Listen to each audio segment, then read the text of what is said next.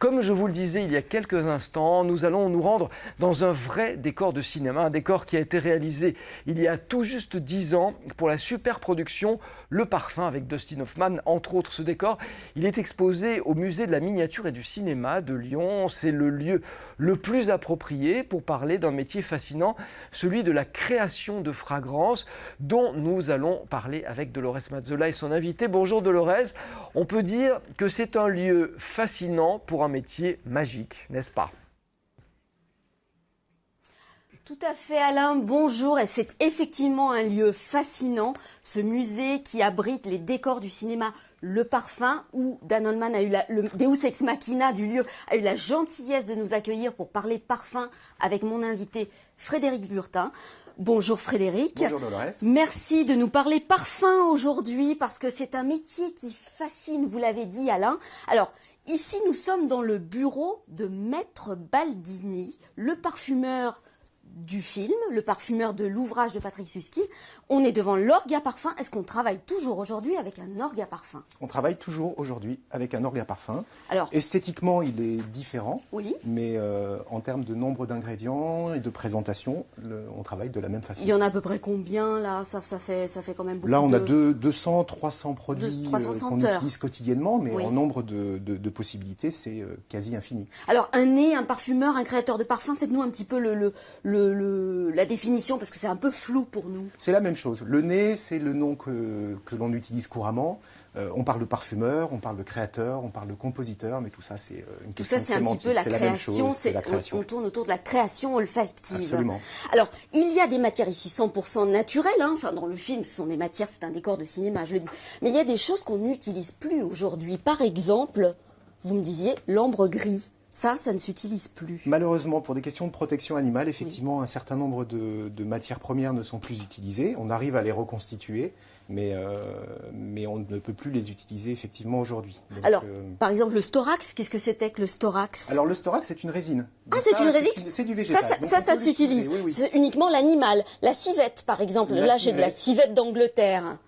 Oui, la civette est beaucoup moins utilisée, encore qu'elle ne tue pas l'animal. Donc, ah oui, parfois, c'est quelle partie de l'animal, ça, la civette? C'est une partie, c'est la partie intime de l'animal. D'accord. Voilà, ce sont des glandes, donc effectivement, c'est pas très glamour comme produit. Et le castoreum? Le castoreum, pareil, c'est un autre animal, mais c'est la même chose. Donc c'est une sécrétion animale. Alors, ça veut dire qu'aujourd'hui, la chimie a un petit peu remplacé la matière naturelle.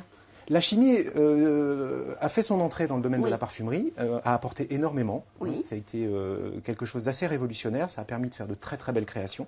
La chimie n'est pas nécessairement synonyme de mauvaises choses. De toxicité. De toxicité ou d'environnement ou autre. Donc la chimie, effectivement, a fait son entrée, mais on utilise aujourd'hui encore beaucoup de matières premières naturelles. Alors vous me disiez, par exemple, on est obligé parfois de faire appel à la chimie parce qu'il y a des matières qu'on ne peut absolument pas retrouver à l'état naturel, comme le muguet. Le muguet ne s'extrait pas, effectivement. Donc il faut le fabriquer. Distiller, donc il faut le reconstituer avec des molécules. Et c'est là que la chimie, effectivement, prend toute sa dimension. D'accord. Alors ici, par exemple, sur le parfum, on voit, il y a des mouchoirs, il y a du papier. Ça veut dire, Maître Baldini, dans le film, il faisait comment pour retrouver un parfum, pour le créer? On voit ce... Alors il faut d'abord le sentir. Oui. Donc effectivement, les petits mouchoirs sont destinés à recueillir quelques gouttes de parfum. Oui. Et en le passant devant le nez, effectivement, de pouvoir le sentir. Le fait d'agiter le mouchoir permet de diffuser, de volatiliser le parfum et d'en avoir une meilleure perception. Aujourd'hui, on utilise des touches à sentir en papier voilà. Qui ont pris le pas dessus. Alors, c'est un métier un petit peu magique, hein, on le disait. Il y a la technique d'enflorage qui est montrée dans le film. Est-ce qu'elle est toujours utilisée, cette technique? Alors, l'enflorage n'est plus utilisé aujourd'hui. Oui. Il a été supplanté par des techniques un petit peu plus modernes. Ça consiste en quoi? Alors, l'enflorage, c'est une technique qui consiste à recueillir, à l'aide de graisse animale, les molécules odorantes d'une fleur qu'on ne peut pas extraire autrement. Par exemple, la tubéreuse, oui. On ne peut pas la distiller, on ne peut l'obtenir que par enflorage. Donc on pique des fleurs sur des cadres enduits de graisse animale. On va saturer cette graisse avec l'odeur de la tubéreuse.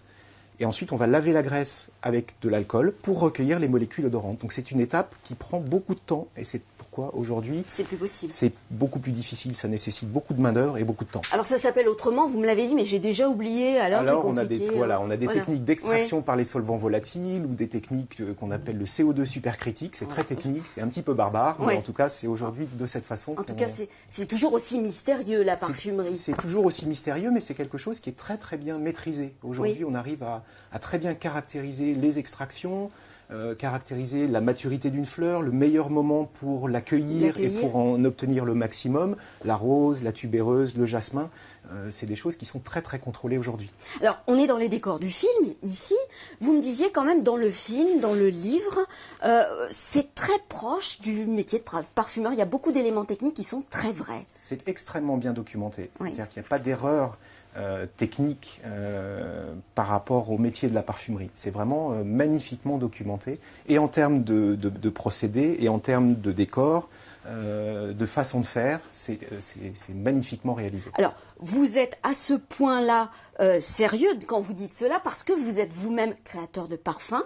Frédéric, vous avez permis de relancer l'Institut Très Bien. Alors expliquez-moi à Lyon, qu'est-ce que c'était que l'Institut Très Bien? Alors l'Institut Très Bien, c'était un institut de beauté qui était fréquenté par la bourgeoisie lyonnaise. D'accord. Donc un institut où les dames recevaient des soins. D'accord. Mais également se faisaient préparer sur demande des parfums. À l'époque, les formules de parfums étaient mentionnées dans des recueils, dans des grimoires. Et certains instituts de beauté, à l'époque, proposaient de fabriquer sur demande certains parfums. Et donc, effectivement, ma grand-mère fréquentait cet institut Très Bien et se faisait préparer un produit qui s'appelle la Cologne à la Russe. Alors, une Cologne, c'est un petit peu quelque chose d'à part dans la parfumerie. Expliquez-moi ce que c'est à part. Peut-être j'exagère. Dites-moi ce que c'est qu'une Cologne, comment ça se définit? Alors, tout d'abord, la Cologne, c'est la première construction olfactive qui a été créée en termes de parfumerie, ce qu'on appelle la parfumerie moderne, c'est-à-dire associer des ingrédients de façon maîtrisée, de façon à proposer une vraie création, une vraie composition. Une Cologne, ce sont des notes fraîches, des notes qu'on appelle hespéridées, des notes aromatiques, donc faites de lavande, de romarin, et des notes de fond, plus ambrées, plus poudrées, plus florales. Alors la poudre, c'est quoi quand on dit poudré? Poudré, c'est souvent l'iris. L'iris a une odeur poudrée. Voilà. Alors, vous avez relancé la Cologne à la Russe. Il y a deux autres compositions. Voilà, alors après on a imaginé ce qu'aurait fait l'Institut s'il avait perduré. Et donc on a imaginé une construction qui s'appelle Cologne à la française, très axée sur le côté floral, une facette florale, on appelle ça une facette. Et on a proposé une autre version qui s'appelle Cologne à l'italienne, beaucoup plus sur l'aspect des notes de tête, c'est-à-dire les notes d'agrumes, de citron, de cèdre ou de bergamote. Alors, notes de fond, de cœur, de tête, tout ça, ce sont des choses qu'on ne maîtrise pas trop, nous, en tant que public ou personnes qui se parfument. La note de tête, ce sont les premières notes que vous sentez lorsque vous vaporisez un parfum. Les notes de cœur, c'est vraiment le thème du parfum, c'est-à-dire c'est un peu son refrain, c'est vraiment son cœur. Les notes de fond, c'est ce qui va rester après plusieurs heures, c'est un peu le souvenir du parfum. J'aime bien traduire ça de cette façon-là. Vous me disiez en préparant cette émission, Frédéric, que créer un parfum, c'est raconter une histoire, en fait. C'est un petit peu ça. Exactement. On voit qu'il y a une notion temporelle dans le parfum. Il y a un départ, un milieu, une fin. Donc quelque part, on est proche de la façon dont on raconte une histoire. On écrit un roman, un texte. Donc c'est ce qu'on appelle la parfumerie narrative, c'est-à-dire une parfumerie qui raconte une histoire, en tout cas. C'est souvent le point de départ d'ailleurs de la création. On a en tête une histoire, on a en tête un message, on a en tête une idée créative qu'on cherche à traduire, et à ce moment-là, on va la traduire par des odeurs. Alors ça veut dire qu'il faut un papier et un crayon au départ. Il faut un papier et un crayon. Il ne faut pas simplement un très bon nez. Le nez arrive en deuxième position. C'est-à-dire qu'il y a d'abord un travail créatif, une imagination, une inspiration. Ça, on ne sait pas d'où ça vient, ça se passe dans la tête. Et après, le nez permet de mettre ça en odeur. En odeur. Voilà, mais à l'instar d'une création comme un tableau, c'est d'abord une vision immatérielle. D'accord. Et après, on le traduit avec des pinceaux et des couleurs dans le cas de la peinture, avec des instruments de musique ou des odeurs. C'est exactement la même démarche. Alors, pour faire un petit retour dans le passé, autrefois, on ne se parfumait pas qu'avec quelque chose de liquide. On utilisait aussi d'autres éléments pour se parfumer. Ouais, il y avait énormément de supports, effectivement. On utilisait des pommades, on utilisait des savons, on utilisait des poudres, on parfumait les perruques, on parfumait les vêtements. Les gants. Les gants. Puisque la parfumerie vient effectivement du métier de gantier. Alors, parce qu'au départ, se parfumer, ça avait vocation quand même aussi un petit peu, on a ça dans l'histoire française, à masquer les mauvaises odeurs. C'était exactement ça. On partait du masquage des odeurs, des mauvaises odeurs, et puis finalement, l'hygiène s'étant installée dans nos vies quotidiennes, le parfum est devenu un vrai plus. Oui. C'est devenu quelque chose de très important, et c'est aussi une façon d'exprimer son identité. Alors aujourd'hui, c'est un geste quasi quotidien, c'est un geste qu'on fait le matin sans y réfléchir, mais autrefois c'était quand même réservé à une élite. Aujourd'hui, on a l'impression que la clientèle devient de plus en plus exigeante, elle se tourne vers des parfums un petit peu différents. Expliquez-nous ça, un petit peu comme ce que vous proposez, vous, effectivement. Oui, tout à fait. La clientèle est non seulement exigeante, mais extrêmement connaisseuse aujourd'hui. Oui. C'est-à-dire que les gens connaissent très bien la parfumerie, ont éduqué leur nez à force de sentir, puisque c'est quelque chose qui nous accompagne, comme vous le disiez, au quotidien.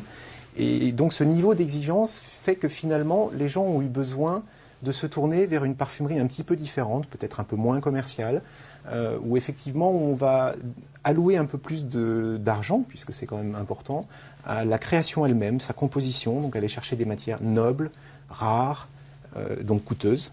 C'est ce qu'on appelle la parfumerie de niche, la parfumerie d'auteur, la parfumerie alternative, qui propose une autre vision de la parfumerie, moins axée sur le marketing, beaucoup plus axée sur la création, et très axée sur l'histoire. On parlait de l'histoire aussi. Effectivement, ce sont des marques qui racontent des histoires. De Cologne à la russe, de Cologne à la française, Cologne à l'italienne. On a un petit retour en arrière, un retour vers le passé. Ce sont des parfums un peu nostalgiques aussi ou... C'est pas forcément nostalgique. Ce sont des parfums qui vont véritablement raconter quelque chose, véhiculer tout un univers. Et en fait, les gens qui se parfument avec cette parfumerie-là vont se retrouver dans cet univers. En fait, ils vont épouser pas uniquement le parfum, mais la marque entière et son message et ce qu'elle raconte et son histoire. Ses valeurs aussi, c'est très important la notion de valeur. Donc voilà. Alors vous, Frédéric, vous êtes basé à Lyon. C'était une volonté? C'est une volonté. Parce qu'on imagine la parfumerie, c'est Grasse, c'est Paris. On n'imagine pas que ça se trouve aussi en province? Alors déjà, je suis lyonnais, donc ça c'était un retour un peu naturel à mes racines. Mais il y a une petite histoire aussi à Lyon. Il y a eu des parfumeurs autrefois, vraiment au XVIIe, même XVIe siècle, à Lyon. Oui. Donc, mais pour moi, voilà, c'était quelque chose d'assez naturel. Et puis l'histoire de l'Institut Très Bien est une histoire lyonnaise. Une belle histoire. Alors les grands noms de la parfumerie aujourd'hui, on a envie de dire, ils n'ont pas envie de se faire rattraper. Est-ce qu'ils se lancent aussi un petit peu dans les parfums un peu exclusifs comme ça? Alors ça, ça a été amusant de voir qu'effectivement les grandes marques proposent aujourd'hui des collections, souvent qui s'appellent des collections privées, qu'on va trouver uniquement en boutique. Dans leur propre boutique et qui proposent une approche de cette dimension-là. Donc des produits peut-être plus qualitatifs en termes de... plus sophistiqués en termes de choix d'ingrédients, des choses plus coûteuses, donc qui sont proposées effectivement à une forme d'élite ou à des aficionados qui cherchent ce type de parfumerie. Alors, est-ce que tout le monde peut être parfumeur aujourd'hui? Ce sera ma dernière question, Frédéric. C'est une profession qui fait rêver. Oui. C'est une profession qui fait rêver. Oui. Parce que effectivement, elle touche tout le monde. Donc tout le monde est sensible à cette notion de parfum. Le parfum s'apprend. La parfumerie s'apprend, comme tout métier, mais ça nécessite effectivement soit certaines prédispositions, soit une forme de talent aussi. Tous les parfumeurs ne sont pas de grands parfumeurs, mais c'est quelque chose qui s'apprend, effectivement. Bien. Merci beaucoup, Frédéric, pour toutes ces précisions sur le parfum. Longue vie à l'Institut Très Bien. Merci beaucoup. Et en tout cas, voilà, Alain, on remercie le musée Miniature et Cinéma de nous avoir accueillis dans ces splendides décors du film Le Parfum. On vous encourage à venir voir le reste du musée parce qu'il est splendide. On vous en reparlera d'ici quelques semaines.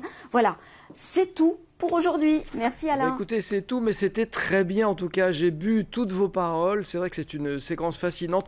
Très beau décor donc de ce film Le Parfum qu'on peut voir toujours en ce moment au musée de la miniature et du cinéma. C'est à Lyon, c'est dans le quartier Saint-Jean. Merci encore à son créateur, Dan Holman, nous avoir permis de tourner cette séquence. C'était donc en direct.